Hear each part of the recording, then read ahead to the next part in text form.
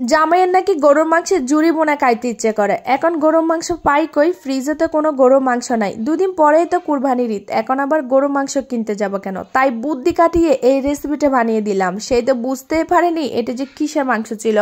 তো এর জন্য চলে একটা প্যান বসিয়ে কিছুটা নর্মাল পানি দিয়ে দিয়েছি। আমি এখানে কিছুটা দিয়ে দিচ্ছি গরম মশলা, হাফ চামচ আদা বাটা, হাফ চামচ রসুন বাটা দিয়ে দিলাম। আর আমি এখানে দিয়ে দিচ্ছি মুরগির মাংস, হাফ কেজি মুরগির মাংস দিয়েছি। আর এক ফালি লেবু রস দিয়ে দিলাম, যাতে মুরগির মাংসের যে গন্ধটা থাকে না ওটা যাতে আর না থাকে। এখন ঢাকনা দিয়ে ঢেকে এগুলাকে আমি সিদ্ধ করে নিব। আমি এগুলাকে প্রায় 15 মিনিটের মতো সিদ্ধ করে নিয়েছি। এই যে আমার মুরগির মাংসগুলো কিন্তু এখন একদমই ভালো মতো সিদ্ধ হয়ে গেছে।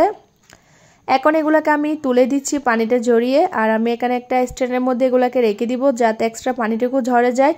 আর মাংস সিদ্ধের এই পানিগুলো কিন্তু আমরা ফেলে দিব না, এগুলাকে আমরা সাইডে রেখে দিচ্ছি, মশলা কষানোর সময় আমাদের কাজে লাগবে। চুলায় আমি প্যান বসিয়ে কিছুটা তেল দিয়ে দিচ্ছি, সাথে আমি 1 কাপের মতো এখানে পেঁয়াজ কুচি অ্যাড করেছি। নেড়ে চেড়ে পেঁয়াজটাকে খুব সুন্দর করে ভেজে নিব। মাঝারি আছে আমি পেঁয়াজটা চুলায় বসিয়ে রেখেছি। আর অন্যদিকে আমার মাংসগুলো ঠান্ডা হয়ে গেছে, আর আমি মাংসগুলোকে হাত দিয়ে এরকম ঝুরি ঝুরি করে একদম ছিঁড়ে নিচ্ছি। সবগুলো মাংস আমার এই যে ছিঁড়া হয়ে গেছে। আর এদিকে আমার পেঁয়াজটাও দেখেন একদম গোল্ডেন ব্রাউন করে ভাজা হয়ে গেছে। এখানে আমি অ্যাড করে দিচ্ছি হাফ চামচ আদা বাটা, হাফ চামচ রসুন বাটা, হাফ চামচের মতো আমি লাল মরিচের গুঁড়া দিয়ে দিলাম। 1 চা চামচ আমি এখানে দিয়ে দিচ্ছি হচ্ছে ভাজা জিরার গুঁড়া, হাফ চামচ হলুদ গুঁড়া, সাথে আমি এখানে কিছুটা লবণ দিয়েছি। এখন নেড়ে চেড়ে মশলাগুলোকে খুব ভালো মতোই কষিয়ে নিব। ওই যে পানিটা রেখেছিলাম মুরগি সিদ্ধর, ওখান থেকে অল্প একটু পানি দিয়ে দিচ্ছি। আবারও নেড়েচেড়ে আমি মশলাটাকে খুব ভালো মতোই কষিয়ে নিয়েছি। প্রায় 4 থেকে 5 মিনিটের মতো আমি মশলাটাকে কষিয়ে নিলাম। দেন হচ্ছে আমি এখানে মুরগিগুলা দিয়ে দিচ্ছি, যে মাংসগুলা মানে সিদ্ধ করে রেখেছিলাম ওগুলা। নেড়েচেড়ে মাংসগুলা মশলার সাথে খুব ভালো মতোই মিশিয়ে নিব। আর এ পর্যায়ে চুলা আঁচটা মাঝারি রেখে এই কাজটা করতে হবে। এভাবে করে আমি বেশ কিছুক্ষণ এটাকে নেড়েচেড়ে রান্না করে নিয়েছি।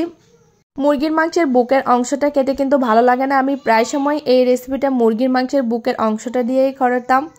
এখন যেহেতু বুকের মাংস কম ছিল তাই আমি হাড় চর্বি সহ মাংসগুলাই নিয়েছি। এই যে দেখতে পাচ্ছেন আমার মাংসগুলো কিন্তু খুব সুন্দর একটা কালার চলে এসেছে আর একদম ঝুরঝুরে হয়ে গেছে।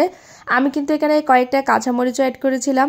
এই যে আমি মাংসগুলো চুলা থেকে নামিয়ে নিলাম। দেখলেন তো কত সহজে তৈরি হয়ে গেল মজাদার মুরগির মাংসের ঝুরা বোনা।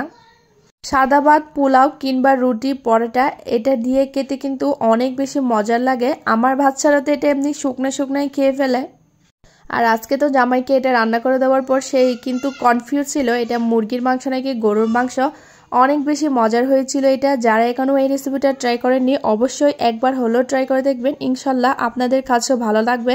তো সবাই ভালো থাকবেন, সুস্থ থাকবেন। আজকের মতো এখানে বিদায় নিচ্ছি, আল্লাহ হাফেজ।